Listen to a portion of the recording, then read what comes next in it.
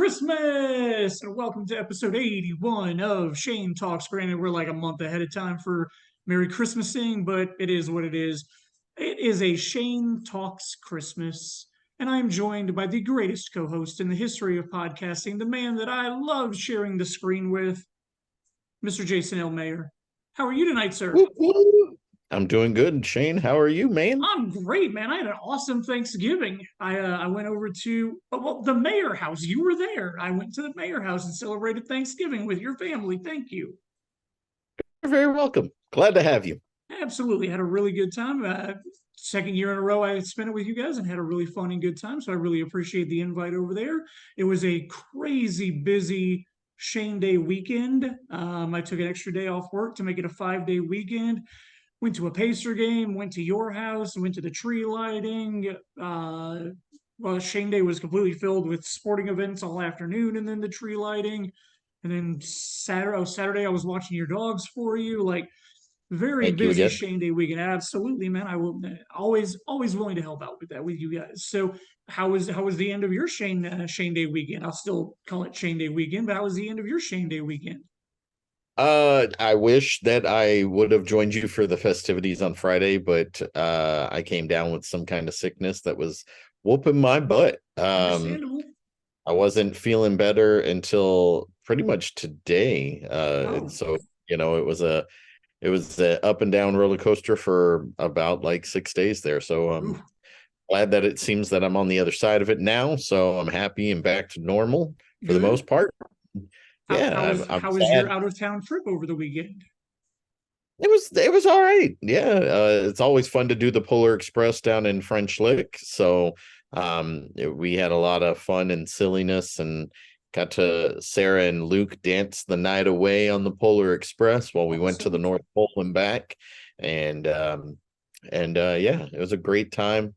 It's always a fun time to see my wife light up for like a Christmas tree at this time of Very year. cool. So Very cool, man. Yeah. Awesome. Well, we got a lot of stuff to talk about. First off, I'm going to address the fact that yes, I'm wearing the same outfit that I wore 2 years ago, because we believe in nostalgia on this podcast. So I'm throwing it back to 2 years ago when I wore the exact same outfit. I appreciate your dressing up tonight. I mean, other than the fact that it's a Patriots hat, other than that, it's cute. Oh, I yeah. couldn't tell if Zoom you can see it Zoom or doesn't not. like showing that off. Technical difficulties. Sorry about that. Green It's screen my error. ugly Christmas sweater of it, and it lights up. It's got lights in it, and Nice. yeah, my wife bought this for me years ago. It's a reindeer who's like super, who thinks he's too cool. So that, Super festive. I like you appreciate said, it. And a the hat, Patriots yeah. gear with the flashy lights. So Word. Awesome. got to be Well, excited let's about something with this team. So all right, let's get into it. With our coming attractions this time, I just want to kind of take a stroll down memory lane. Let's look back at everything that we were excited for in 2023 and just kind of give an update on how it played out and what we think about it. So in February, I was excited for Scream 6. I enjoyed it. Not the best of the franchise, but I still thought it was good for what it was. Got kind of exactly what I expected from it, so it was a good time. Back in February, you were interested I was in. excited. Oh, go ahead. Sorry. Go Yeah, yeah. ahead. No. Go. What were you going to say? You were excited for what? I was excited for Nintendo World, Oh, still yeah. am. Cool. Just I'm way ahead of the curve on that one because I think I Okay. had just kind of started seeing stuff and was excited about that. Hopefully in the next few years we can find the time to get over there. It'd be fun to be Awesome. silly and run around like Mario. Hey, yeah. I look So forward. I look forward to when that happens. You updating us on that. In March, I was interested in Ted Lasso season 3. We did an entire episode that talked about it. I enjoyed it. I like the way they wrapped it up. Really loved season 3. What's that all about? I'm just kidding. I'm Okay. right there with you. Yeah. Loved it Awesome. too. And what about you in March? I was excited for the movie Strays, which was probably the most hype I was for that movie at all. Was seeing it off that first trailer because I fell asleep while we were watching it in the theater. I don't normally do that. I think out of all the movies I've ever watched in a theater, I can probably count how many times I've fallen asleep on maybe two hands. Mm, But I was probably sick, tired, maybe a little bit of both when we went. and totally ended up passing out for a good like 15 minutes of that movie or 20 minutes of that movie. So that doesn't normally happen. Strays was fine. It's okay. It was super, super ridiculously raunchy. And if you were ever interested in it and that's your kind of humor, go for it. So I agree with that. In April, I was excited for Air. I'm still excited about Air. It's still my favorite movie of the year. I still think it was top notch, great acting, lots of fun. Really enjoyed it. I watched it 3 or 4 times here at home on, I think it's Amazon Prime that it's on. But yeah, I was excited for it and was very, very happy with it. Like I said, it's still my favorite movie of the year. Super Mario Brothers was my thing that month. Really dug the movie. It was cool, nostalgic. Not as good as Sonic as far as an actual film goes. But otherwise, I mean, super, super solid. Who knows what we'll see if we get a sequel out of it or not. So Sure. And in May, you and I had the same thing. We were both excited for Hypnotic. I stole it. I You, stole it from you before you even had the chance to say it you because I was did. super excited about it. I seem to remember I liked it more than you did. How did you feel about it? Yeah, 'Cause I liked it. it was I thought it was fine. cool with Joel. Okay.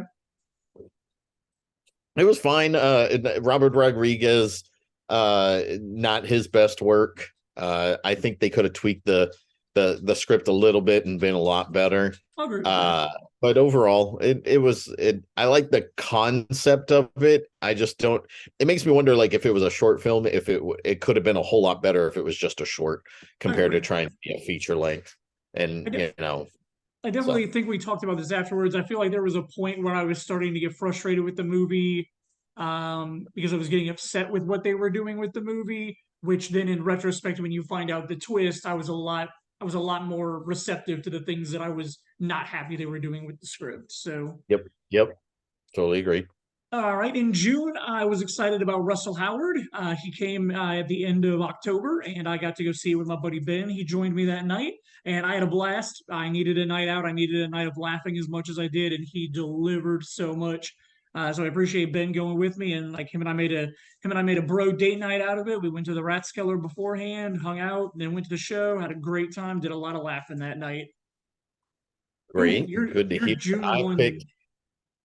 Yeah, June was half disappointment. Mm, I My wife and I are big Ben Rector fans, and the whole reason we bought tickets to go see Matchbox 20 because he was the opening act originally, and then after tickets were purchased, it was announced that Ben Rector was not going to open for them anymore, and I cannot remember who actually opened for them now that I think about that out loud. But Matchbox 20 did not disappoint. I good. love the album. The album's really good. I put it on quite frequently. I don't in this day and age, I don't find myself listening to whole albums beginning to end. A lot of True. times you can choose your songs, you build a playlist, you put it on this or that. Their latest album is one of the few in a long time that I just did it driving back from French Lick on Sunday. Oh, cool. I put the whole album on.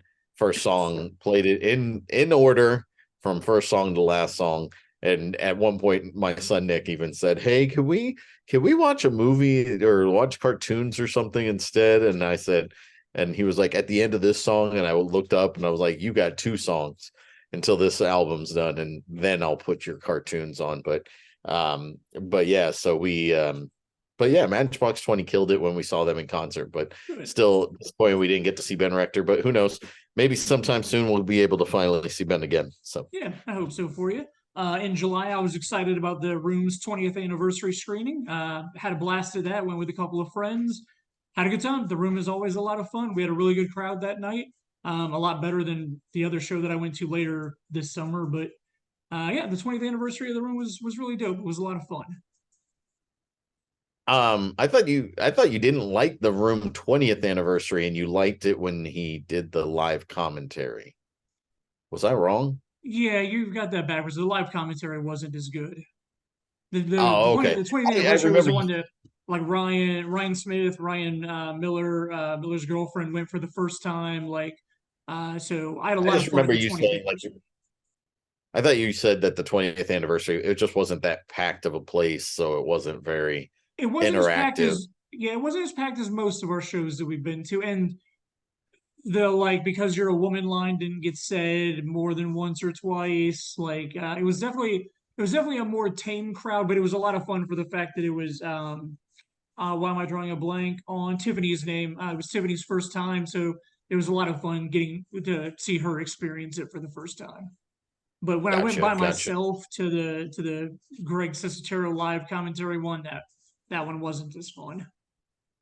Oh, that stinks. I Yeah, always meant to ask you about that, but yeah, in that month I picked Wicked as something to be excited about. That did not disappoint. At the awesome. beginning of October, my wife and I took our daughter, Sarah, to go see it down in Louisville. And it was a fantastic experience. I loved watching my daughter um, enjoy and be excited about it. She's going to be in a Christmas show this first weekend in December, and Nice. she's playing a little witch during a one of the dancers at her studio is dancing to Defying Gravity, and Oh, she gets to be a little witch and she gets to fly during the show. It's sorry, fly during the show. But yeah, so she had just gotten cast as the little witch and the opportunity to fly. awesome. And then she, right after she was cast in that, we had bought, or maybe it's vice versa. It was really close to one another, buying tickets and her getting cast. And so she loved watching the show on stage. We had a great day of just parents and her and enjoying each other's company on that. So Yeah, and I am going to that show that your almost whole entire family is in this weekend, so I'm excited about that. We didn't do anything in August because we did our Ted Lasso episode that month, so there's nothing to be excited about. But in September, I picked A Haunting in Venice. Really enjoyed it when it came out. Thought it was a lot of fun. Really enjoyed the movie. Well done. Thought it was good. Yeah, that's all I got to say about it. yeah, and then my choice that month was The Music Man, starring a guest of one of a guest of the shows many times is Mr. John Owens, who we both went to high school and graduated with. So he got to play Professor Harold Hill, and He you and I killed went and it. saw that at the beginning of November. And yeah, he a lot of fun with that. Oh yeah. And yeah, that's what I was excited about in September. So Yep. In October, I picked Totally Killer, the Back to the Future time travel serial killer movie on Amazon Prime, I think. Pretty sure it's on Amazon yeah, Prime. Yeah, loved it. I mean, liked it a lot. Like it was exactly what I expected. It was exactly what I wanted. So I had a good time with it. Thought it was fun. Did you ever get around to watching it? I have not yet. Okay, It is on my list of things that I want to get to. cool. But there was something I had homework wise that had to be done for sure this Sure. week. So, but then that same month, you picked Totally Killer. I picked Wish, which is the Hmm. new Disney film that just came out last weekend. Uh, Due to the craziness of the holiday and everything else, have not had the opportunity to go check that out. All of my kids want to go see it. Alan Tudyk's in it, and a lot of people say there's a lot of nostalgia Disney stuff in it. Oh, And cool. so I'm looking forward to watching it, even though the critics didn't care for it. The audience seems to like it more. So Nice. Very cool. Last month I picked Thanksgiving, which man, I wish you would have been available that night that I went and watched it because our buddy Joe went with me. Joe and I had a blast. It's a horror comedy. It's ridiculous, but I had a really good fun time with it. I just wish you would have been able to be there with us because it would have been a lot of fun to watch that with you. yeah, for sure. I wish I would have seen it too. And who knows, maybe I'll get to go back. Maybe I'll see it before it leaves theaters. That's the hope anyway. Kind of crazy at the beginning of December always. Understandable. So my month for November was John McLaughlin, which still has not happened yet. Doesn't happen until the 8th of December. So Cool. when the next time we talk, who knows? Maybe I'll bring it up or you Sounds like a will, plan. and we can talk about it. Absolutely. So for this month, I know what I'm excited about. I have Trans Siberian Orchestra coming up. little disappointed it's the day after Christmas this year. I always enjoy it before Christmas to get me in the mood for Christmas, but I mean, I'm sure it'll still be an awesome show. But it is unfortunately the day after Christmas this year, but whatever. Did you have a Christmas concert you're excited about going to this month? Well, I told you about John McLaughlin, which I've never seen him perform, and he's a Indiana boy. Mm-hmm. But another group of Indiana boys is Straight No Chaser, which is a cappella group that was started at IU right around the same time that I was going there. My wife and I make it a yearly tradition to go. Yeah, super excited about that. That's Awesome. on the 23rd. Oh, wow, right before Christmas. Yeah, that's right before Christmas.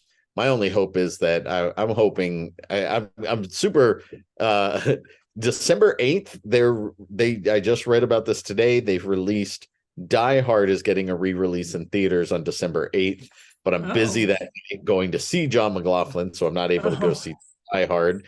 They're doing a Die Hard Bruin View down at the Art Craft on the 22nd.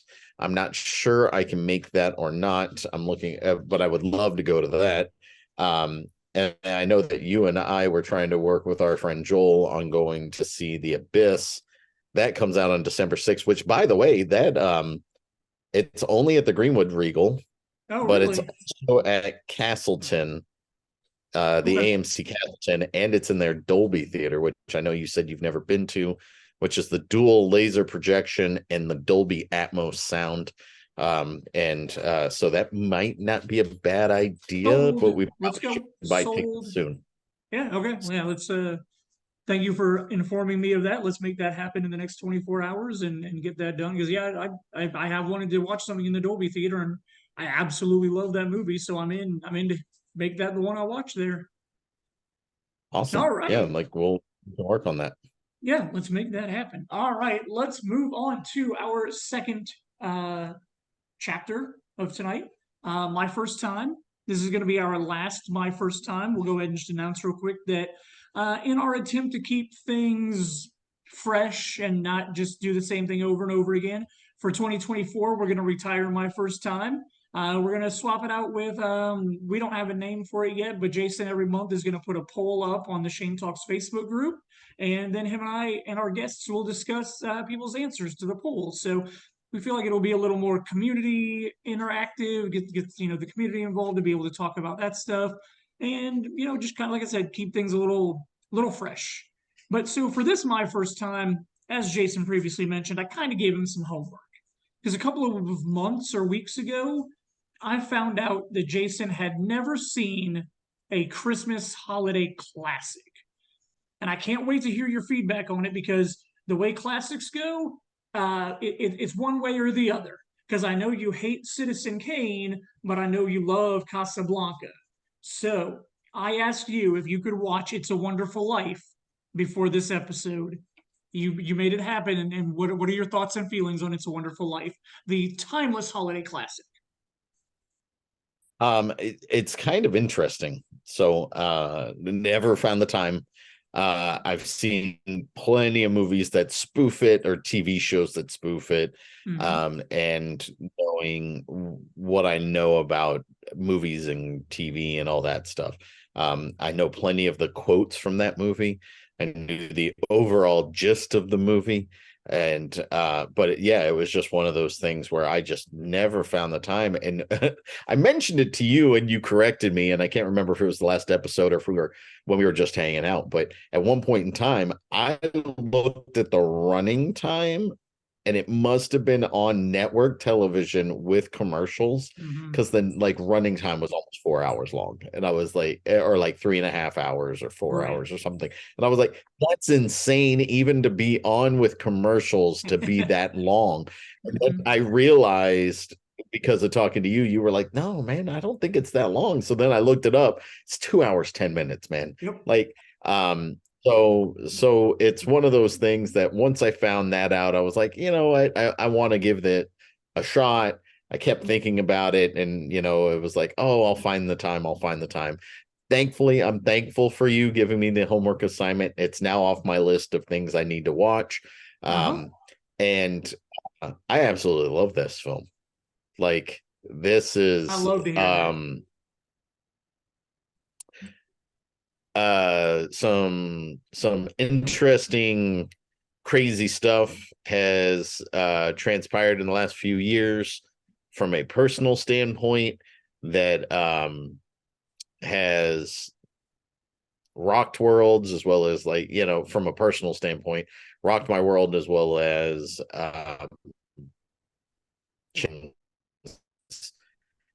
made you question stuff, um and like time for me to watch this.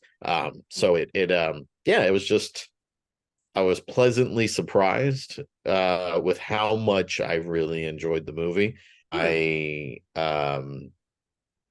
I and the one thing I thought was kind of interesting is that you have Jimmy Stewart Hmm. playing the main character, and he's supposed to be like 24 to Okay. 28 years old for like the majority of this film, and the guy was like 38 or 40 or something like that while they were shooting it. And then he's dating a girl who, like, while he's 24 to 28, he starts dating, like, I think he's 24-ish, 22, 24-ish, because he's supposed to have, like, whatever the time frame may be. He starts like talking to Mary, and Mary's 18 at this point in time. And Okay. so you have 22 to 24 talking to 18, which, like, no big deal, right? Like, I mean, you're both adults. It Yeah. makes sense, especially if you grew up in the same town. I totally can see how this would work. But looking at Jimmy Stewart, he's 38 or 40, 38 years old. I think I did the math right. 38 years old, and she was like 20 or something like that. And it's like Gotcha. just this huge age disparity that plagues Hollywood all the time. Sure. And but yeah, here he is trying to play somebody who's almost half of his age, and then she's playing somebody who's like right around her age. And so it's just but um I laughed, I cried, I yeah, I it was just one of those things that I just was not ready to like it as much as I did. And I am so happy that it's on the Casablanca side of things for me Hmm. compared to the Citizen Kane thing of me. But I will say something controversial for you. Oh, okay. I'm ready. This is not a Christmas movie. What? This is not What? a Christmas movie. It literally is the entire span of his life until that Christmas Eve or Christmas night, however you want to look at it.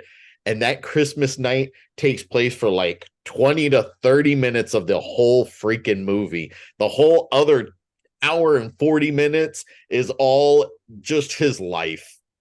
And so you have this hour and 40 minutes of hanging out with him all throughout all the stuff he deals with. And then at the end, they're like, this part takes place at Christmas. And so now everybody's like, but it's a Christmas movie. No, this is not a Christmas movie. I can understand why you can call it a timeless classic. I won't agree that it is a Christmas film, just like I'm not going to call Spider-Man with Tobey Maguire a Thanksgiving film just because they have a scene that takes place at Thanksgiving. That does not work. It does not. And I was talking to my wife and prepping for this moment between you and I, and she Uh-huh. was like, "Well, no, but it's all about, like, loving thy neighbor and taking care of each other, and taking care of each other, and supporting one another, and all the great things that come together during Christmas time." And I was like, that's fine. Still not a Christmas movie. Die Hard is more of a Christmas movie than It's a Wonderful Life by far. I mean, but Bert, I respectfully disagree with your take. I still do believe it's a Christmas movie. I mean, like Love Actually takes place at Thanksgiving time, but we still call it a Christmas movie. No, no, no, no. You don't think Love Actually is a Christmas movie? Oh no, Chris, Love Actually is a Christmas movie. They're spending the entire movie talking about Christmas. They're buying gifts for Christmas at Christmas time. They are doing Christmas pageants. They are literally like, no, that entire movie takes like centers around Christmas. That makes sense to a Christmas movie. It's a Wonderful Life. You have way here at the end. And all of that other exposition happens, and there's no talk of Christmas until the end. Not a Christmas movie. See, I need to go back because I feel like there are other. I believe in his younger timeline, the other stuff is set around Christmas time also. But I'm not going to hold myself to that. It's been a couple years since I watched it. They're in the snow. I'll give you that. They're in the snow when his brother's riding, like, falls in the ice. But yeah, nope. Not a Christmas movie. You were allowed to have that opinion because you still like the movie. So I'll let you have what you need to have for the fact that you liked the movie, and I appreciate you watching it. Yes, thank you for giving me that homework assignment. Yeah. I watched something that you wanted me to watch for years, 2 or 3 nights ago. We talked about it at Thanksgiving. You brought up the fact that I still hadn't watched it. It's a horror movie. It's a PG rated horror or PG-13 rated horror movie. Oh, you watched Lights Out. I watched Lights Out, man. Since we had talked about it, previously I had, a plethora of new Christmas movies I've been watching on Hallmark that I could have talked about tonight. But since we had to talk at Thanksgiving, where what is it? Letha's cousin's son was bringing up horror movies that he likes. Yep, Spencer. Yep, Spencer, and he mentioned Lights Out, and then you mentioned how you've been trying to get me to watch it. So I was like, you know what? It's on Netflix. I'm finally going to watch it. I'm pretty sure I've seen the opening scene. I think I must have walked into the theater when it was playing at Glendale or something because the entire opening scene I remembered. And so I was literally like, have I watched this movie? Because it is Teresa Palmer and Maria Bello. So I'm surprised that I had never watched it. But as the movie went on, I'm pretty sure I had never watched it before. But I know I have seen the opening scene because everything that happened with the older guy in the warehouse, I knew everything that was going to happen before it happened. So I think I must have walked in and watched it, or was that whole scene in one of the trailers or something at one point? Maybe it might have been, or they might have released the first couple of minutes online or something, trying to get people to go. So yeah. So what'd you think? Lights Out was cool, man. It was all right. Like, I don't think it's amazing, but it was creepy enough, and I liked the twist at the end. I thought that was pretty bonkers. So yeah, it was fine. It was fun. I didn't hate it. I thought it was not. I mean, it's an hour and 20 minutes, like you told me. Like, not a waste of my time at all. PG-13 horror movie that I enjoyed, which is so rare. That is why I was never interested in it. But yeah, man, it was a good time. It was fun. Don't know if I'll ever watch it again, but like I enjoyed it. It was, like I said, not a waste of my time at all. All right, man, you ready for some Mount Rushmore? You ready to talk about what's up? Yeah. Let's go. Cool. You ready to talk about let's go. Your 4 favorite Christmas movies, and however you define Christmas movies. No. Now, am I going all 4 and then you're going all 4? Or are we going back and forth on this? How do you want to play it? Let's just do all 4 of yours. Do all 4 of yours. All right. Number 4, kind of not really a Christmas movie like you just alluded to, okay. But I am where it. The beginning takes place at Christmas. The ending takes place at Christmas. Okay. So it's one of those things to me that a good chunk of it takes part around the Christmas season. So with that being said, Serendipity is on my Mount Rushmore for Christmas movies. I love that movie. It's fantastic. Made me fall in love with Kate Beckinsale. Sorry, babe. I love you. But overall, John Cusack's just always awesome. I know I've talked about this movie before on our podcast, so I'm not I won't harp on it too long. So there's that. Die Hard, best action movie of all time, literally one of the best Christmas movies of all time, maybe the best Christmas movie, as well as knowing it's the best action movie of all time. So there's no way that I could not include Die Hard on this list. You got to go Elf. Elf Oh, is literally absolutely. Yep. absolutely the best just because of his innocence. Most of the time, Will Ferrell's just a jackass, and I don't care about him as an actor because he plays the same kind of idiot all the time. But Yeah. the idiot here fits and it works. Fantastic, fantastic movie. Um, and then I'm still having a tough time with this Okay. number four because it's just like there's so many different like ones that you could go with. Those are definitely my top three. Hmm. Um, see, and I keep coming back to this one, but I don't think that I don't think it can hold. But Scrooged is one of my favorites, Oh, and it's just because of how much I watched it when I was a kid, sure. probably. And it was just always on. I saw it in the theater, but it was also on TV all the time, whether because of HBO or whatever the case may be. That's a really um it's that nostalgia factor for me. And yeah, I'm gonna go with Scrooge, Bill Murray. That So movie holds up. I have a lot of fun with Scrooge. I think it's a lot of fun. I love the production inside of the movie, like playing on all that. Like Scrooge is good, man. That one holds up.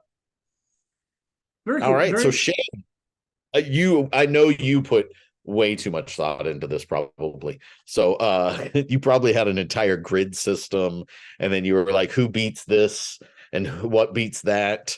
And then you probably refined it and then like waited 3 days and then came back to it and looked at it again and then did your entire March Madness uh with your Christmas movies. So I need to know what are we talking about here? I'm ready. It was difficult. There was probably about 16 movies that I started with. I've definitely changed the list twice since I sent you the first version of the script, and I thought I had it. But my number four, classic. You went with Bill Murray. I went with Chevy Chase. National Lampoon's Christmas Vacation. Super quotable, super fun, super ridiculous. I just love it. I love the sketch comedy aspect of it and how it all works together. I love the over the top, crazy, ridiculous, stupid stuff that goes on in that movie. Always been one of my favorites. Absolute fun. I watch it every year on Shane Day.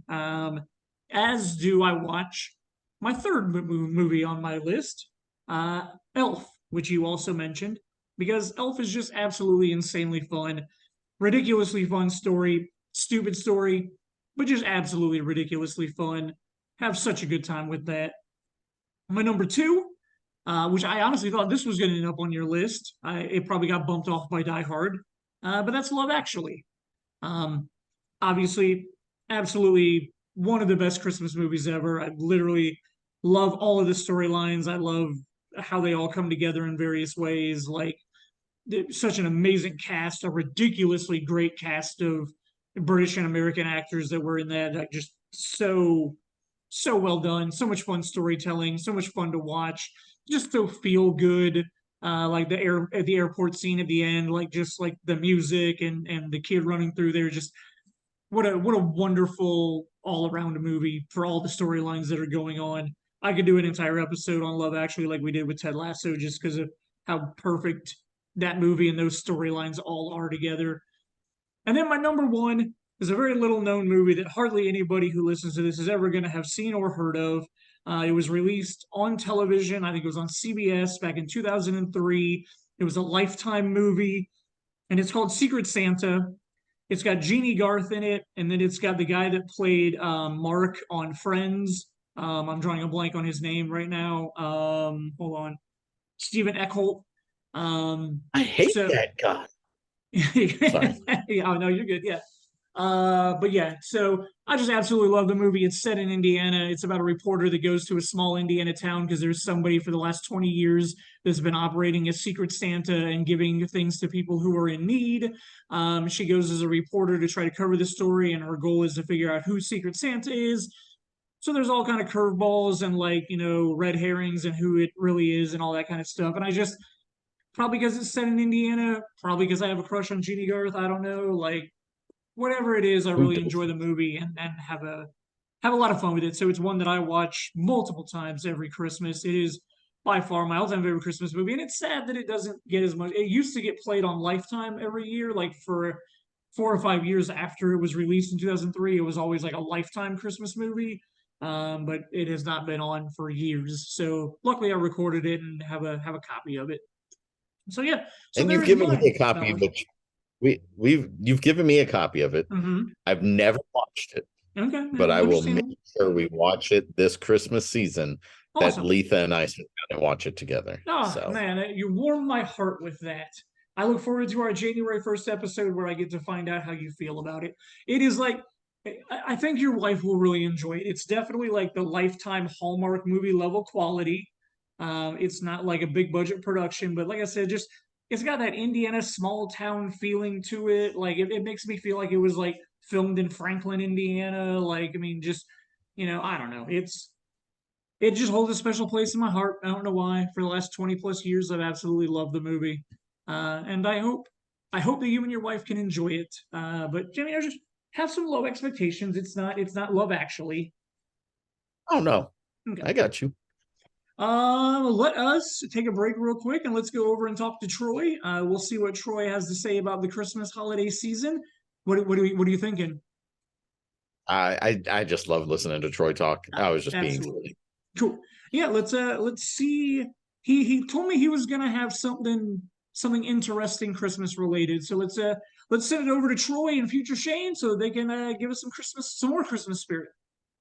Thank you, Shane. Always appreciate getting thrown over here to Troy's halftime talk, my favorite part of every episode. Troy, we have done essentially a full year of a podcast together. It's been an absolute blast, man. You were on the first episode we did back in February, and then we've had your Troy's halftime talk every episode since then. So, as part of Thanksgiving, I am very thankful for you and your time and you contributing to the podcast every month. I appreciate you very much, man. Happy Merry Christmas, Happy Thanksgiving, Merry Holidays, whatever we got going on right now. We're kind of in the middle of two holidays. Did you have a good Thanksgiving, brother? I did. I too am very thankful for me um, and what I contribute to the world at large. Awesome. Now, that's a very good way to look at that. I do appreciate you very much, man. So we're here to talk about Christmas. Uh, where do you want to go with Christmas talk? I'm going to leave it up to you. I'm going to let you decide. You want to talk about movies? You want to talk about music? What kind of Christmas stuff are you in the mood to talk about? All right, man. Well, the first thing that kind of like bums me out about this topic is that well, Dazed and Confused is not a Christmas movie, and so I found it really hard to like work it into conversation. But somehow you still managed to do it. Yeah, because if we're going to talk about it, Thanksgiving is my favorite holiday, and the thing that I want to give thanks for Oh. most in the cinematic universe is the movie Dazed and Confused, and talking about it on your podcast. No, I fully support this. I love it. no, I'm just kidding. I just wanted to work in my monthly Dazed and Confused plug. You should Love go it. see it if you haven't seen it. Whatever. Um, so anyway, yeah, Christmas. Christmas. For those who don't know me that well, I was born on December 20th. Yep. So my relationship with Christmas has always been kind of fraught. You don't get double gifts, do you? Not always, and not always growing up when I actually cared about those type of things. Sure.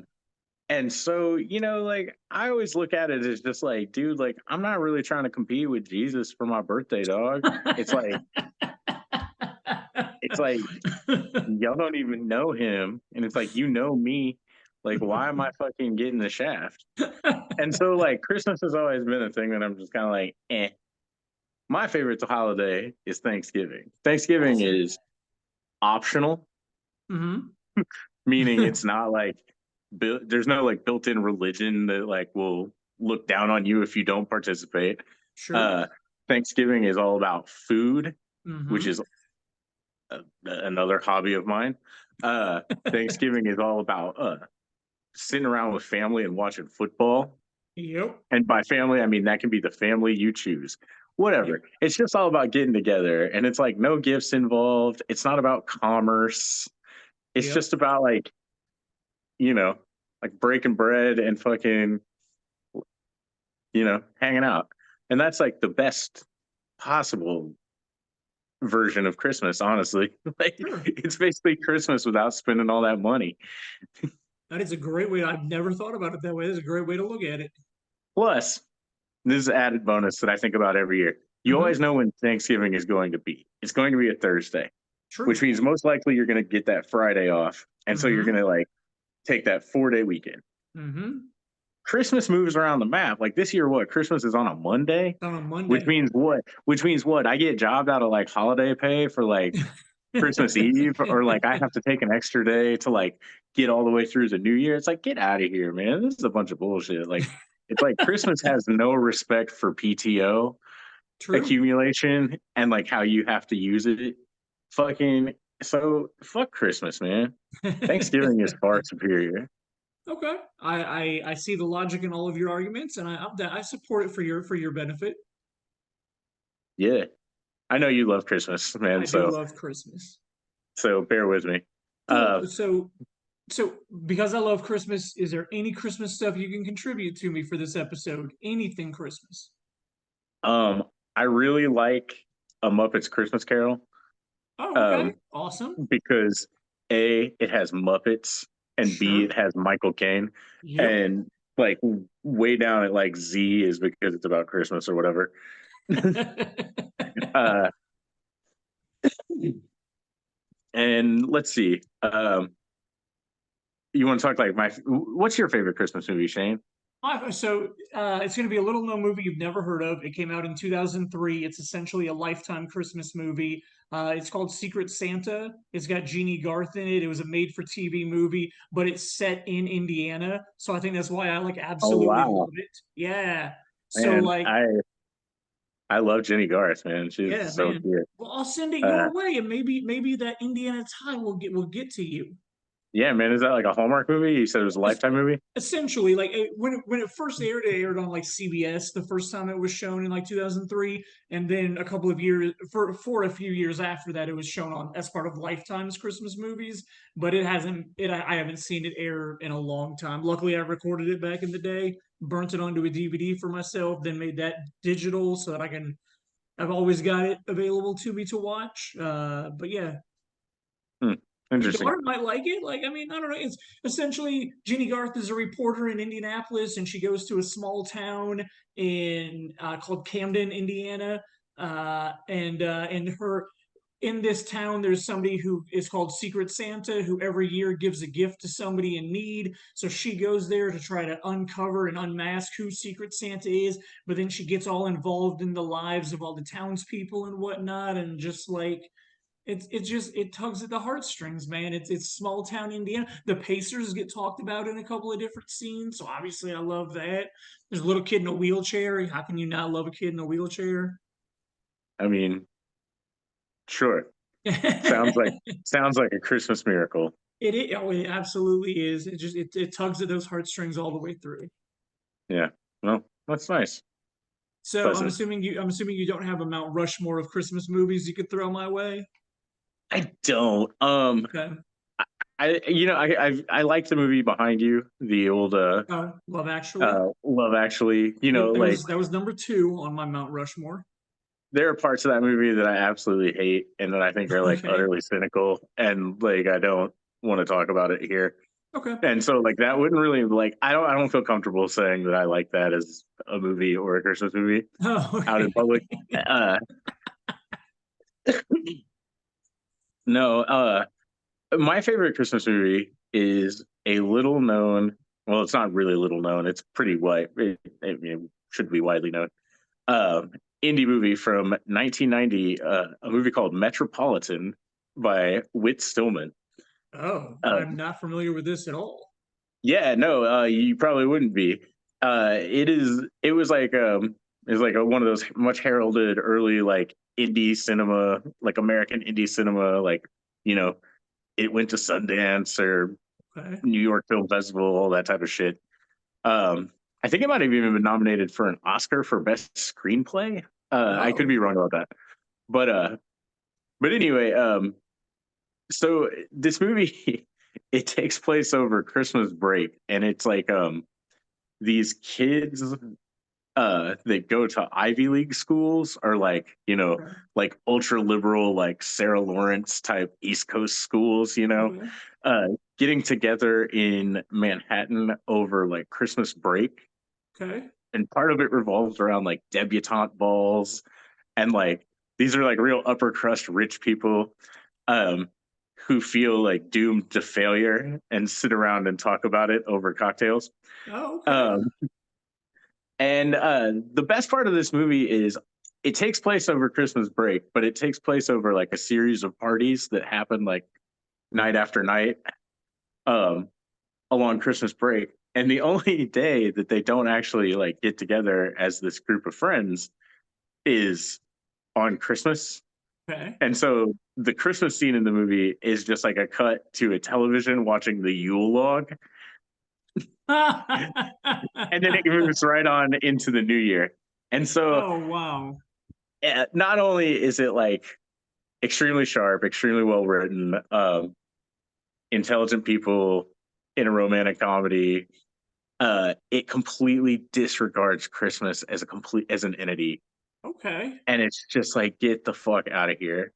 Uh, Young yuppies in love, the doomed bourgeoisie, the first in the trilogy of Whit Stillman movies that I hold near and dear to my heart. Okay. Um, the unofficial trilogy of Metropolitan Barcelona and the Last Days of Disco.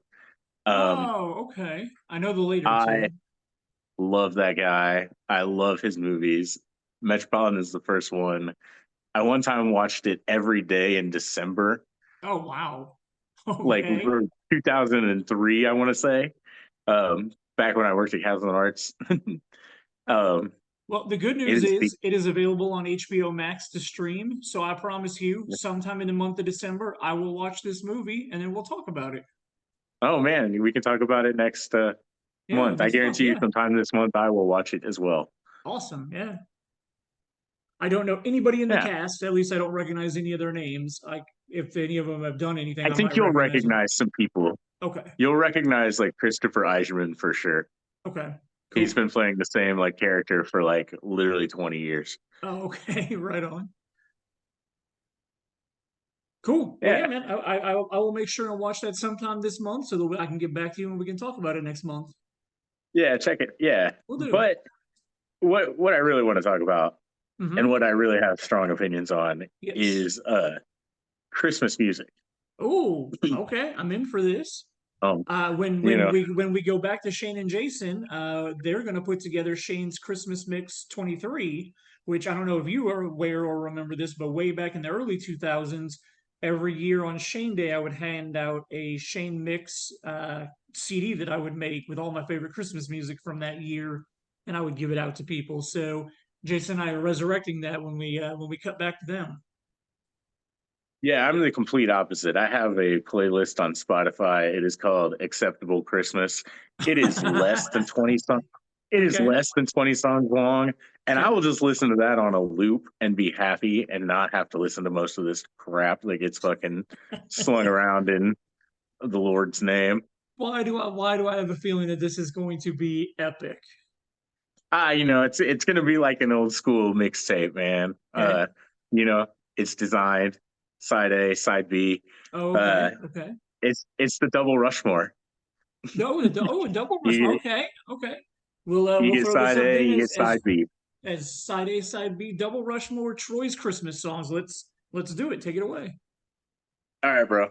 So we start off side one with a little ditty called "Last Christmas" by Wham. Very nice. Very nice. Not even really about Christmas. Like it has a slight jingle bell in the song, like in the actual music. And the only thing he's talking about is how last Christmas, like some girl broke up with him. Mm-hmm. Yep. That's it. There's no Uh, like holly jolliness. There's no nothing. Basically, it's just got Christmas in the title, and that's what I like. I like things that exploit Christmas for like commercial mm, gain. It like turns the tables on Christmas, exploiting you for commercial gain, and I like that. Uh, spoiler for a little bit later in the episode. One of the songs I picked for the playlist is Jimmy Eat World's cover of that song. and that cool, dude. Give credit where credit's due, man. George Michael was a fucking genius. Jimmy Eat World was just a band from Wisconsin, bro, or Arizona or some shit. Like, get out of here. Okay. Uh, so we're gonna move into like feel our way into this Christmas after last Christmas with a song called "Merry Christmas, Baby" by Otis Redding. Um, I'm just gonna get this out on the table right now, man. R&B does Christmas way better than anybody else. Like all the classic fucking songs of Christmas to me dip their toe in R&B. And I this like is it. like the pinnacle of that, like just hitting like Otis Redding, Merry Christmas Baby. It's simple. It's used in Target commercials every year. It has that like really nice like Motown sound. It's beautiful. Uh Leads me to my next song. Also has like that huge Motown wall of sound. Uh What Christmas Means to Me by Stevie Wonder. Also, also probably used in your favorite Gap or Old Navy ad, but you know what? Like you should give them a listen. It beats the shit out of Jingle Bell Rock every day. Very And that nice. I leads like me it. to the set closer, the the set closer on this side.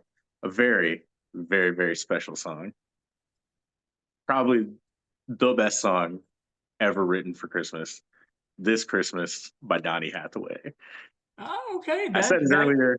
yeah. I said it earlier. R&B does Christmas better than everybody else, and this is the absolute pinnacle of that. What an absolute banger! I like it. All right, so that's side A. Let's go to side Side B. A. Side B starts with the most simple, the most earwormy, the most like maybe 7 words in the entire song, Christmas song, little ditty by Jose Feliciano called Feliz Navidad. I want to wish you a Merry Christmas. I That's like it. it. I like it. Uh Move into a more like a relaxed vibe after that, kicking back up until the grand finale. Uh Dolly Parton's Hard Candy Christmas. Okay. It's beautiful. It's from one of those like old Christmas movies that they used to show on like a network TV when we were a kid before they had like Lifetime and Hallmark Christmas movies. They would just have Nice. the yearly Dolly Parton and Kenny Rogers fucking Yep. Christmas movie. And you know what? Like she would occasionally sling out some bangers. And speaking of slinging out some bangers, man, did you Mhm. see her at the Dallas Cowboys game on I Thanksgiving? I Like did see her. that lady is a fucking American treasure. And like, I Yeah. will stand no goddamn slander in her name. Like, Dolly Parton is incredible. She's 77 years old. Good for her. I don't care if doctors did it. Good for her. Like, she is the bomb and she can still sing and she writes just great songs. So, man, I love that lady. Yeah. American treasure. She's the new Betty White. Like, Oh, okay. All right, we taking up that mantle. we lost, we lost Betty White. We have to anoint a new one. It's Dolly Parton. I like it. Long live Dolly, the Queen of America. But okay, and so shelling out for America. Let's just get this on the table right now. Okay, like the Beatles, they were all right. They were okay. You know Yeah. who's better than the Beatles? The Beach Boys. Fucking pure American surfing and muscle car shit, dude. And Little Saint Nick is a banger. Little Saint Nick has every good thing about the fucking early Beach Boys. And you know what? It's nice to Santa Claus. And can't we all just believe in Santa Claus? I mean, people believe in the Beatles and they're false. Like Paul's been dead for 100 years. Like y'all just don't know that conspiracy. It doesn't. And so that leads me to the ultimate, the best Christmas song of all time, Is it Mariah Carey? possibly the best pop song of all time. Is it Mariah Carey? Yes, it's the Mariah Carey. All I Want for Christmas Is You. It can't I be love any it. other. It can't be any other one. Like you want to see a place go like insane. Go do karaoke on like a fucking like Tuesday night in the middle of June and you go up to the karaoke guy and just be like, "Hey man, you got All I Want for Christmas Is You by Mariah Carey," and they have it. And if you go up and you sing it and you know all the words, which everybody generally does, and you can Yep. people will go insane. They will lose their fucking mind because that song is just great in every context, even when it's out of context. I Like, absolutely support that. okay, so that song's on my Spotify just liked songs list, right? Okay. Like, you know how on Spotify you can just match the heart, Yep. and it'll put it onto this master list of just shit you like. Yep. And so mine is thousands of songs deep at this point in my life, from all over the map. And what I like to do when I drive around sometimes when I don't really have any idea, I just hit the fucking random button and I just do that. And man, there have been times in my life when that song has just popped up in random places in September. And it's just it's always just oh, I'm not even skipping this one. We're going to listen to it. It's beautiful. We used to play it at our kickball games just to throw other teams off. Yeah, dude, it's just an all-time classic. It's probably the best thing. It's probably it might be actually the best thing about Christmas. I love that. I fully support that as a diehard Mariah Carey fan for my entire life. I 100% support this. Yeah, man, when all this shit is lost to the apocalypse and the 4 remaining survivors find remnants of society 6,000 years down the road. I hope they conflate Jesus and Mariah Carey and Christmas, and they just their new religion is just centered on how great All I Want for Christmas Is You is as a fucking pop song and as a thing to worship, and that Mariah Carey becomes the new deity. Oh, I fully support that. I worshipped her most of my life. And that would mean that Nick Cannon got a chapter in the Bible. I think we can just end it on that, man. All right. Brother, I appreciate your time. Merry Christmas to you. I hope you and Mabel have a wonderful Christmas together. Brother, it's been a great year. Thank you for all that you've contributed. Looking forward to another year with you next year, man. Holidays galore, man. Have a good one. All right, later, brother. Let's send it back over to Shane and Jason to wrap up the Shane's Christmas Mix 2003. As always, Troy delivers with an amazing Troy's halftime talk. Absolutely love having that guy on every month. It is so much fun chatting with him. I know, mind blown, right? Troy always brings it. It's always a really fun, great time with him.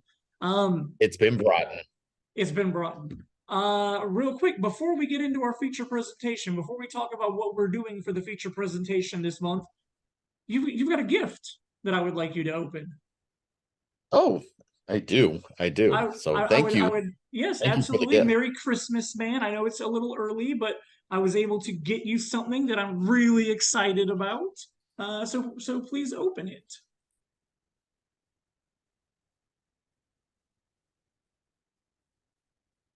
Feeling around in there. Yeah, you've got.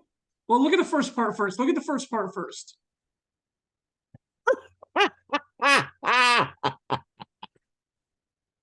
Oh my gosh, thank you, Shane. Absolutely. Of course the camera won't show. Oh, there you go. Yeah, pull it back. There we go. That is a Jason L. Mayer Funko Pop.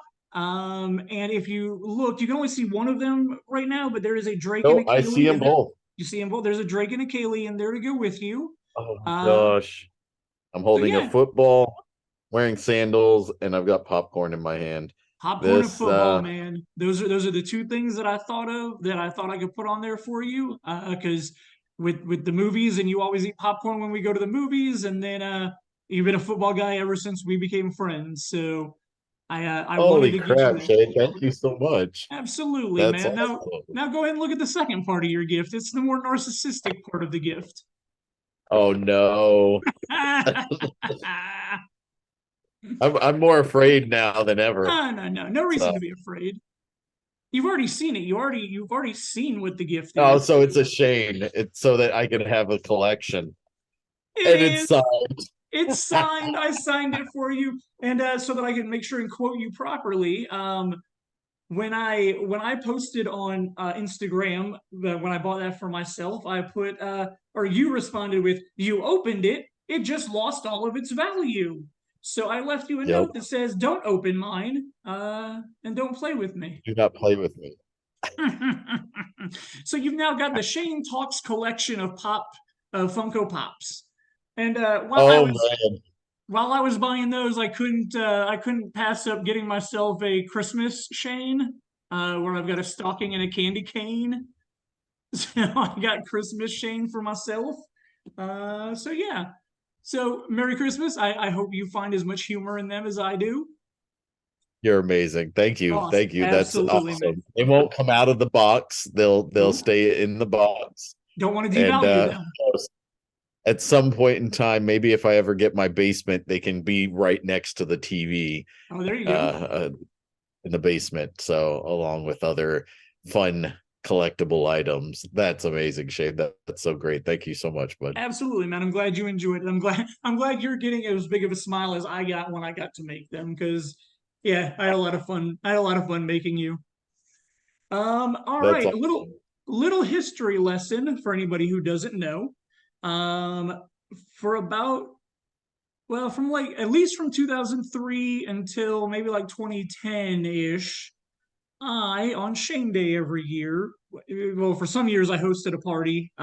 Later years I didn't, but back in the day when mixtapes and mixed CDs were a thing, every year for Shane Day, I would make mixtapes or mixed CDs, and I would burn a bunch of copies. And anybody that came to Shane Day or that came to my party afterwards, I'd hand out these CDs. It would be my favorite Christmas songs for that year. And last Christmas, you kind of sparked it in me because you were like, you should take these and put them on iTunes. And so you and I went back and forth. You helped me with some of the CDs that I didn't have. I reached out to our friend Zach because his wife was one of the people that collected them from me. She helped us fill in some stuff. And we were able to resurrect 6 or 7 of them and create playlists on Apple Music for them, so that they're out there. And that kind of just sparked me to maybe this year was the year that I needed to do another Shane Mix 23. And so I decided that I asked you if you would be willing to help me create Shane Mix 23, and we're going to put it together right now on the episode. I've got some backups in case anything that I have selected is also on your list. So I've got some backups if that happens, but I want to bounce us back and forth. We'll do a couple each, and then I've got some special guests, not that are going to be on the episode, but I reached out to a couple of people that I'll announce when we get there to throw some songs at me, so that some special people get included in the Shane Mix or Shane Talks Christmas Mix 23. But I want us to go ahead and put that together now.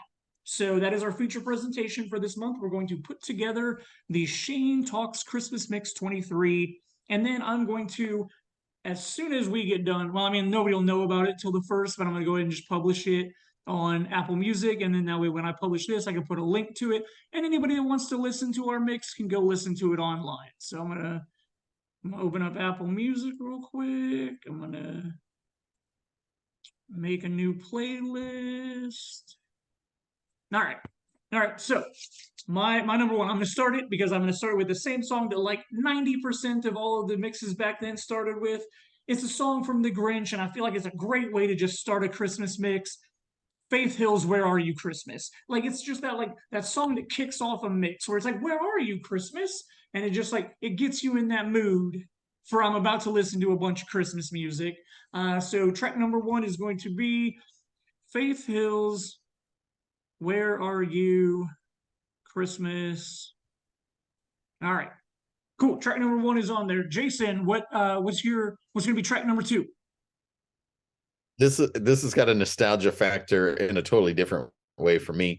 This is a comedy album that my parents, my whole family growing up would listen to this album. It was called A Twisted Christmas, and it's a group. Nope, you don't want to look that up. That's the whole album. Oh, okay. But this is the people who made it is called it's Bob Rivers and Twisted Radio, and the song is The 12 Pains of Christmas. The 12 Pains of Christmas. I'm gonna have to listen. I'm not familiar with this song, so it's gonna be something new when I listen to our playlist together. 12 Pains of Christmas. All right. Ridiculous. It's silly. It's a lot of fun. Okay, all right. So that was not on my list, so I don't need to worry about that one getting taken. You know, I'm gonna stick with kind of these like early 2000s vibes because a band that we've seen together a couple of times is Jimmy Eat World. Um, I'm gonna go with their cover of Wham's Last Christmas. Like I know that's been on some of the older mixes that I've done, but of all the Jimmy Eat World songs, that's the one that I still think just like sticks to like all their Christmas stuff they've put out. That one just sticks out the most. Some of the other ones are a little too like comedy-ish for me, and I'm not really a huge fan of, but Last Christmas sticks out. So I'm gonna stick with Last Christmas by Jimmy Eat World for track number 3. And what's track number 4 gonna be? Let's go. I really just like Darius Rucker's Candy Cane Christmas. Here is get a little hootie on here. I like that. I like that. Candy Cane He's Christmas. pretty awesome. There we go. And you've seen him live, right? Like you and your wife have gone to see him live? I have Nice. a few times. Very cool. His rendition of Purple Rain is usually how he closed out his show. And if hearing his version is just amazing. Nice. I've never heard that. Sticking You with the can- Jimmy Eat I World know- theme. Go ahead. I know you can find that on at least on YouTube, if not Okay. on Apple Music. I So, assumed I definitely- everything's on YouTube, right? right. Pretty much. So sticking with the like Jimmy Eat World bands of my early 2000s, The Killers is another absolute favorite of mine. They've done a bunch of they used to do one Christmas song a year for a while, and then they put them all on an album together. But A Great Big Sled is still my favorite Christmas song that they've done. It's been on some other Shane mixes, but I got to put that one on this one also just because I love The Killers and I love this song. It's a lot of fun. All right, what do you got next? What are we looking at? 1, 2, I'm 3, gonna go 4, with, 5. Track number 6. I believe I know it's a cover. I can't remember who originally did it. Okay. Sister Hazel released a Christmas Oh. album. Sister, that makes a lot of sense for you, Sister Hazel.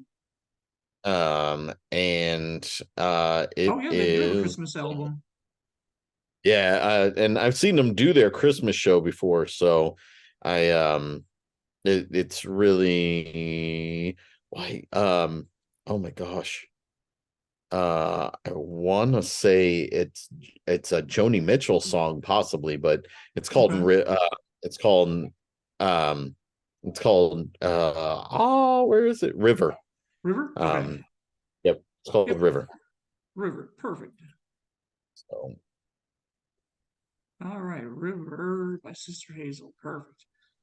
The next track that I am going to pick. Oh yeah. We're both big Ted Lasso fans. One of the stars of Ted Lasso released an Apple TV Christmas special. Have you gotten the chance to watch that yet? No? No. Oh, it's phenomenal, man. Like most of the Think about cast. waiting until Christmas and doing it on like watching it Oh. on Christmas. Okay. It's worth it. It's a lot of fun. It's really good. There's a lot of comedy involved in it. A lot of the cast of Ted Lasso has bit parts in it. Is that a Nick Mayer? Is that a Nick Mayer behind you? Hey, what's up, Nick Mayer? Merry Christmas a little early, sir. Hey, man. Yeah, Merry welcome. early Christmas. Yeah, That's not welcome even to the December. show. I absolutely love your cameos that you do every month. Are you excited for Christmas? I really am. Word. You got anything else to say? Want to say anything else while you're captivating our audience? Night shift. Good night, sir. Thank you for making it. Night. I really appreciate seeing you, sir. I did the countdown because I knew he was walking up on me. That's awesome. So But yeah, so Hannah Waddingham did the Christmas special. It's a lot of fun. You're gonna have a good time with it. I fully support if you save it till Christmas. Like it's not something that you like have to watch more than once. Like I mean, it's just it's the right time of the year to watch it. It's fun and enjoyable. But on the special, she does a duet. I'm a huge fan of Leslie Odom Jr., which I believe you are also. He is awesome. Yeah, he is awesome. I was introduced to him when he was on what was the Catherine McPhee Smash.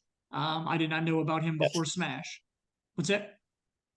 Yeah. No, So I totally agree. I didn't know Leslie until that show, yeah, but he was awesome when he was on it. So absolutely. And it's been one of those cool things that like because I didn't know about him, like watching his career just, get huge ever since he was on that show has been a lot of fun. I know he's which involved with a side couple of note, tenants. So while we're talking about this, was yeah. literally he was on Smash, and he was talking to some of the castmates on while he was doing Smash. Hmm. They finished. They found out they were canceled, and that they were wrapping up the season or whatever, and that was just going to be the end of that. And somebody told him he needed to go. They were like, use this as your launching point, and you can just start doing TV and movies right now. You'll hit it big because you at least your name's already out there. You can just keep this momentum going. And he literally said, I think I'm gonna do this little show. And like this friend was like, you really shouldn't do that. That's gonna kind of kill all your momentum. And that little show ended up being Hamilton. Nice. And obviously took him to soaring heights, way higher Absolutely. than Smash ever did. But I hearing that story made me laugh a bunch of the fact that somebody was like, no. Yeah. And here he is, part of a groundbreaking, life-changing show that just I mean, Broadway changing show too. So Absolutely. That's it's one awesome. of those things that's just kind of funny to me that somebody was like, don't do that, it's not a good idea. And it's like, yeah, just don't listen to that advice anymore. So Yeah, that's awesome. That's really cool. But they do a duet on her special. That she did there. They do "Please Come Home for Christmas," and I'm gonna add that to the list for my next song. sounds good. All right. So now let's do hold on, how many- 1, 2, 3, 4 for me. Let's do a fourth one from you, and then we'll throw in the special guests ones. Yeah. All right, Give me so another one. this one, no big surprise that I am picking a Straight No Chaser song. This is the one that catapulted them into their stardom from a commercial standpoint. And if you have the 12 Pains of Christmas from Twisted Radio, you got to have the 12 Days of Christmas, the live version that they are so well known for. And actually one of the songs that I get to dance to this weekend. I'm excited to see that. Is Straight No Chaser So, going to yeah. be there? Are they going to be performing live? No. No. All right. Well, got excited for a minute. So when I decided that this is what I wanted to do, I reached out to 3 people. One of them being your wife. I asked her to give me a Christmas song to add on here as a Letha pick, and your wife picked. Do you have it? Do you know what it is? I do. You do. What I is it? do. Do you know what? Which doesn't surprise me at all because this is literally one of my daughter's favorite songs of all time, period. And you know what? If you've heard Straight No Chaser do it, you can understand why. But Carrie Underwood's "Mary, Did You Know?" Yep. So, And when she told me that's what she wanted on there, she explained the same thing that your daughter loves that version of the song. So we put that on there. I mentioned Jenny Proctor earlier. Jenny, like I said, back in the day, she was one every year that I knew her. She asked me for a copy of the we CD. had to have it. We had to Yes. have it. Yes, she had to have it. She was the one that literally like the first year that I thought about not doing it. She was the one that said, "No, you have to make me a CD." I'm pretty sure there was a year or two where I only gave her a copy of it because like I wasn't making them in time, or whatever was happening in my life, I wasn't able to make them. But I know 1 or 2 years she demanded that I make it no matter what. So I reached out to Jenny, asked her to put a song on here for me, and she picked Rob Thomas's "A New York Christmas." So that is going to be the next track on here, which I'm totally fine with, as we talked about Matchbox 20 earlier. No Yep. big surprise there, her being And such a Matchbox 20 fan. Yep, absolutely no surprise coming from her. And then my third buddy's wife, who is also a huge Christmas fan. Steve Brown is a friend of mine whose wife Amanda. Steve always makes fun of us because we get so geeky and hyped for Christmas together anytime Amanda and I hang out. This is a new one for me. Like I know the song "This Christmas," but I had never heard the Donny Hathaway version of it before. So apparently that's her favorite Christmas song and the one that she wanted to add to this. So Letha, Jenny, Amanda, thank you for your contributions to the Shane Talks Christmas Mix 23. I appreciate that. And then coming in very last minute, Letha threw another song at me that I was like, you know what, this is so ridiculous that I'm just gonna have to put it on the mix just And for for fun. 2023, it fits, right? It does, absolutely. It's Yeah. So the other day she texted me the Fairy Tale of Philadelphia, which is a song by Jason and Travis Kelce. And I laughed. Oh, doggy cameo, doggy. Hi, Bella.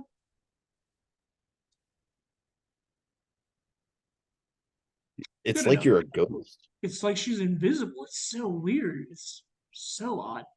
But yeah, so Fairy Tale of Philadelphia, we're throwing that on there for Letha. Thank you. It is a ridiculously funny song. It's apparently a cover, or not a cover, a parody of a different Christmas song that I've never heard of, like Fairy Yep. Tale of New York or something like that. Or Still Manhattan, New York, or Fairy Tale of something like that, Manhattan, yeah, something like that. So I have not listened to that version, but I laughed a lot during Fairy Tale of Philadelphia. I thought it was, just silly and goofy and fun. And so I was like, you know what? Letha's going to get 2 songs on the mix this year. So thank you, Letha, for both contributions. All right, let's go ahead and do the back half. Let's flip it up so that I can finish with the last song. So you go ahead and give us the next track.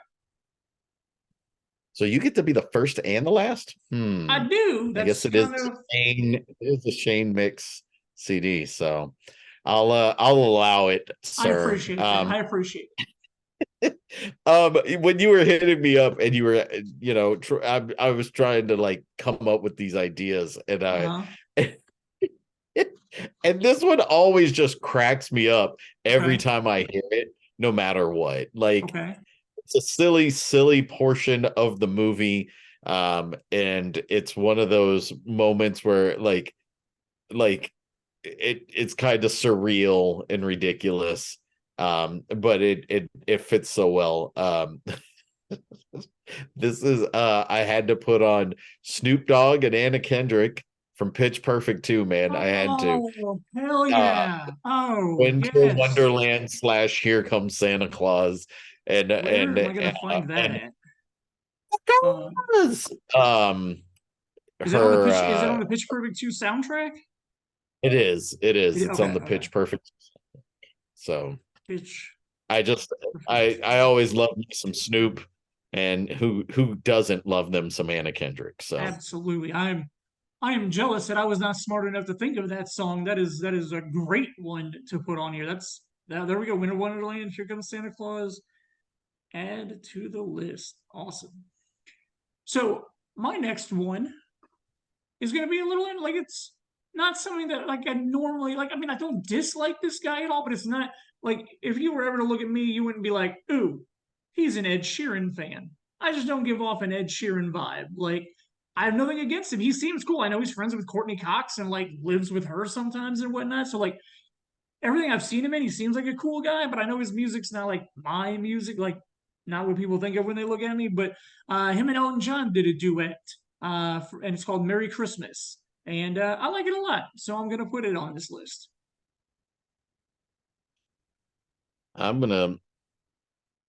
What's next for you? With my next one, I'm going to hit some nostalgia here.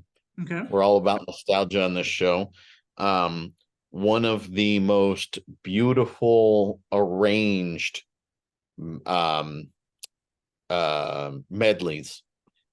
When I was in high school, we sang it both years. I was in the top choir, Central Sound, and for years and years and years and years afterwards, the seniors or the people who graduated used to come back and join the current choir and singing it. They sang it every year. It was the finish, the finale of the Christmas concert, and it's called A Rhapsody of Christmas. and Okay. it's the Rhapsody. Helmholtz Choir Posterdom is how I think that's how you pronounce it. I don't know. I'm American. I screw up pronunciations all the time. So, Well, okay, but Rhapsody. yeah, Who is it? it's Rhapsody of Christmas, Okay. and it's Helmholtz, Oh, okay. Helmoltz choir, but they do choir. Maybe that's how you pronounce it, Chor, Got and it. then Posterdom. Yep, So I found it. Cool. absolutely beautiful. This is pretty much exactly the way that we sang it, Nice. arrangement wise. But it's a beautiful medley of Christmas songs, and Awesome. yeah, it's awesome. All right. We've already talked about this band a little bit earlier. I'm excited to see Trans-Siberian Orchestra in a couple of weeks, and so I picked out one of their songs. A lot of times, a lot of my old ones, they always either had Christmas Eve Sarajevo, or I would do Wizards in Winter, which are like their two most popular songs. But this year I decided to go with one of their more uh, vocal songs that they do. I love the guy's voice that sings this, but it's This Christmas Day. And I think it's a phenomenal song that they do. Wanted to kind of switch it up. Obviously, I wanted, TSO to be a part of this mix, but I just want to switch it up from what I've put on here in years past. And so I picked This Christmas Day for this year. What you got coming up next? Cool. This is gonna be another straight no chaser. This is probably my favorite all-time Christmas song.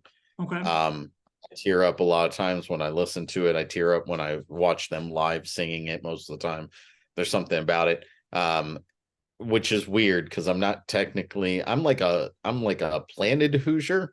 I'm not really a born Sure. Hoosier because of the fact that I'm an army brat just like yourself. Mhm. But Indiana Christmas by Straight No Chaser is an original song, and there's something about the way they sing it, and it's just one of the most beautiful songs I ever have the chance to listen to. Your And wife it's called this one. When you picked 12 Days of Christmas earlier, I was like, ooh, sounds like Letha got that wrong, but makes more sense now. So yeah, your wife called that. She told me that was going to be one of your choices. yep. My next, I mean, you still haven't stolen anything from me, so this is an amazing mix that we're putting together. I haven't had to go to any of my backups. My next one, I get to mix two of my favorite things ever. I get to mix Peanuts and Mariah Carey. Because on Mariah Carey's second Christmas album, she did a song called Christmas Time Is Here, which is a play on the Vince Guaraldi Christmas Time Is Here song. So it's got Peanuts, it's got Mariah Carey. I couldn't be happier. So I am putting Christmas Time Is Here by Mariah Carey as my next to Didn't pick last all I want one. for Christmas. Was that? Say at least you didn't pick All I Want for Christmas this year. I didn't. I didn't pick that one this year. That one's been on a lot of mixes in the past. A lot of them. Yeah. All right, man. So you get one more track. So the hold on. Yep, that was 18. So yep, this will be track number 19. What do you got for track 19? No big surprise here. I am picking another one of my favorites. No, not you, Bella. You don't sing Christmas. I am picking another one of my favorites. I was sad I did not get to see him this summer, Mr. Ben Rector, but he has a version of Have Yourself a Merry Little Christmas that I absolutely very much enjoy. So that would be mine. There it is. Boom.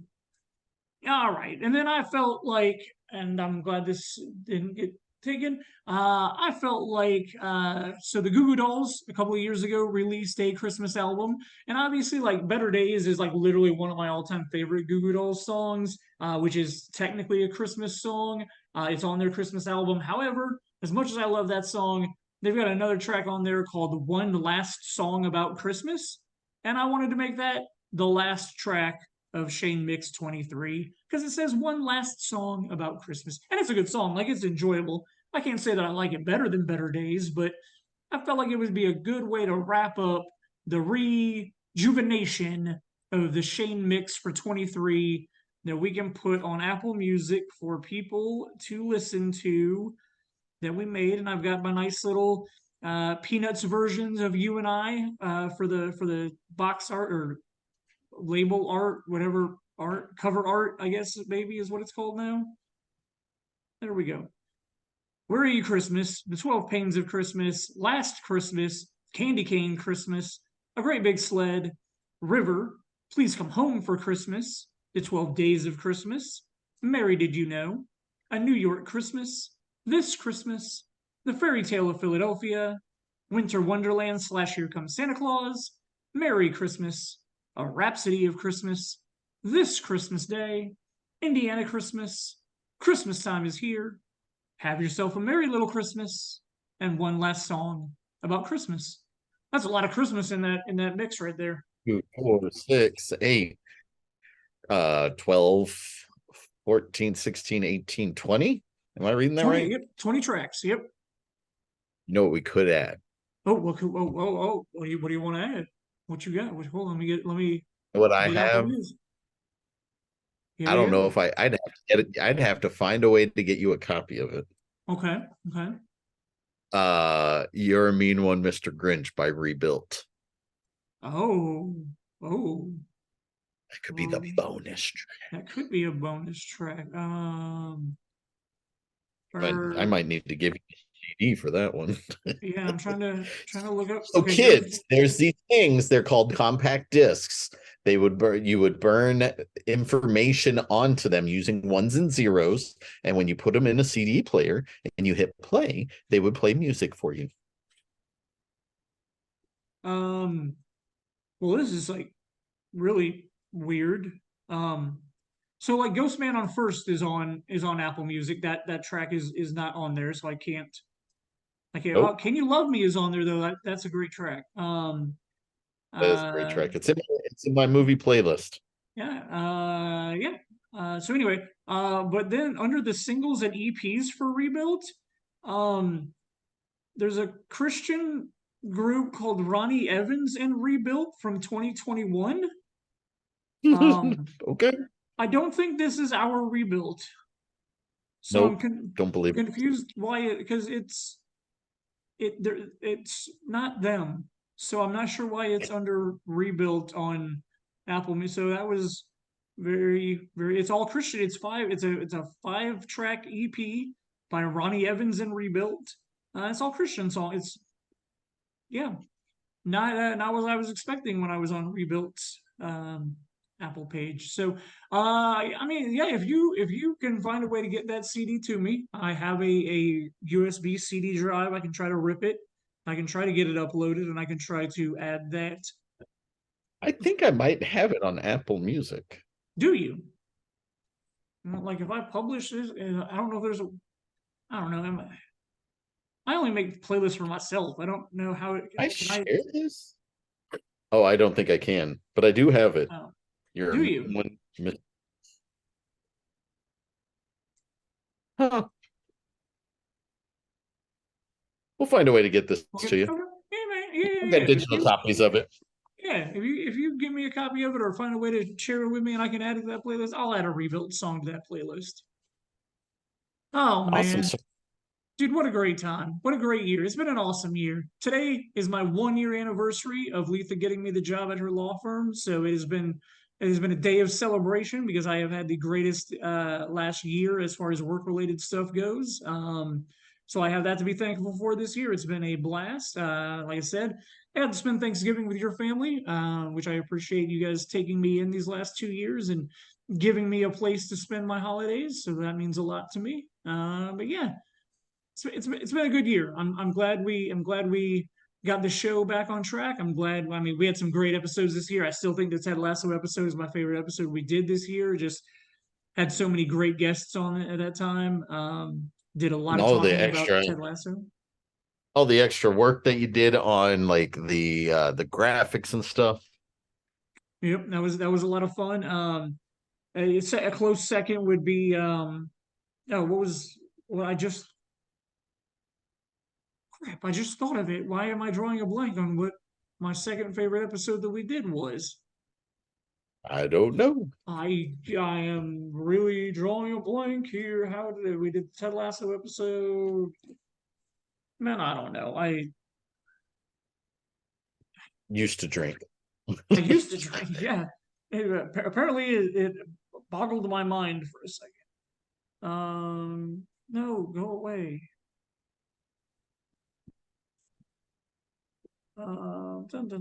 Shane talks. Power and Nostalgia was a good episode. Had a lot of fun with that. When we had Lee and Mark on, that was a lot of fun talking about football movies. Jason Talks was a good time. Our Star Wars episode. As always, our Star Wars episode is a lot of fun every year. Like, I'm so glad we got to do that again. Having Drew on, having the Mandalorian on was a lot of fun.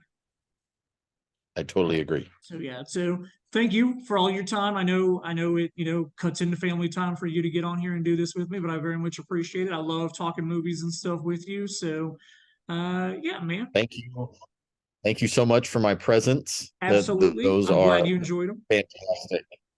I can't wait to have them out and about so other people can enjoy them with me. Yeah. So I'm glad you enjoyed them, but I definitely wanted.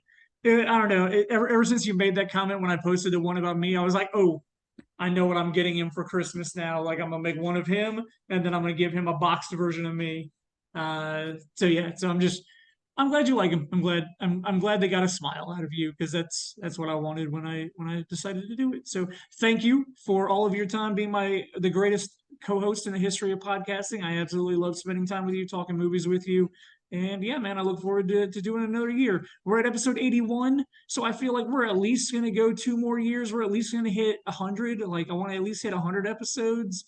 Like, we'll see where life is at that point. But if we keep up for 2 more years, 24 more episodes, we will break 100, and we can evaluate life at that point. sounds good, man. I'm on board. Awesome, man. All right. So we have decided that we are going to do a January 1st episode. We're going to make time during the busy holiday season, whether we get on at midnight together and do it under the covert darkness. We'll find a way to do at least something to release on January 1st. Probably be a retrospective of movies from this year, and then we'll look forward to what's coming out in 2024 and see if there's anything we're really excited about. Because truth be told, nothing is jumping out at me right now. So we'll see. We'll see what's coming up in 2024. I'll save my thoughts for that show, but I've got some ideas. But okay, we'll talk about it. And I just want to bring this up. It's probably the thing I'm most excited about right now for 2024 is getting you behind the director's chair again for a new installment of Sarah's Star Wars. For Cookie Wars. Or Cookie Wars. Sorry. Yeah. How's the brainstorming coming along for that? I feel like as your producer, I need to make sure you've got that going, because filming is going to be here pretty soon. Now I'm sitting here going, do we do the whole thing in front of a green screen and put a whole lot of work on your table? Because it might be easier to do that than filming outside right now. So that's possible. We can look into that. That might be something we do. But no, I've got to come up with a thought process, and because last year you threw out a lot of really cool ideas, so you've just got to figure out how to weave those into a story for this year. Oh, crap, that just reminded me, I need to order a better Vader helmet. Oh, yeah. Or maybe I asked for it for Christmas. That might be what that's a good thing to do. But yeah, like I was thinking about that a day or two ago. It's coming up soon that we're gonna have to start filming your return to the director's chair. I'm excited. Yeah, it's always a good time. So all right, man. Cool. Awesome, brother. Well, thank you for your time. I hope you and the whole family have a Merry Christmas and a Happy Holidays. All of our listeners, thank you for listening this year. We've been happy to be back. We look forward to another year of content next year. And Merry Christmas to all. To all a good night.